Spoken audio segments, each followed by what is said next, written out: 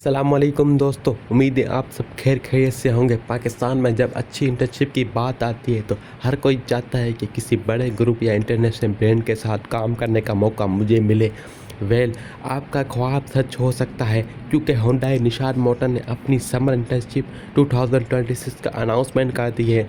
आज की वीडियो में हम बात करेंगे क्या क्या रिक्वायरमेंट है, अप्लाई कैसे करना है और कैसे करने का तरीका, शॉर्टेज क्या और कैसे क्या प्रोसेस है इनका।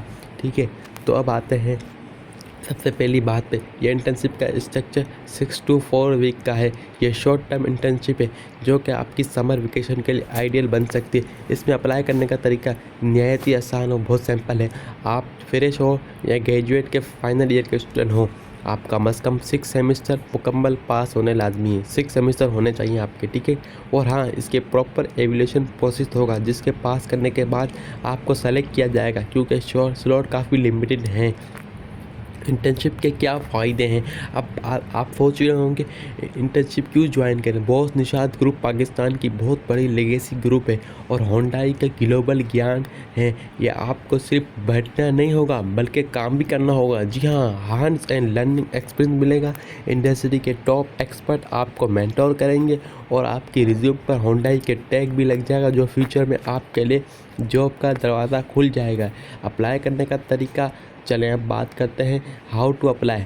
ये इसकी आखिरी तारीख 25 मई 2026 है, इसलिए देर मत करें। अभी अपनी अपडेट CV रिज्यूम करना है हुंडई निशात .com पर, ठीक है।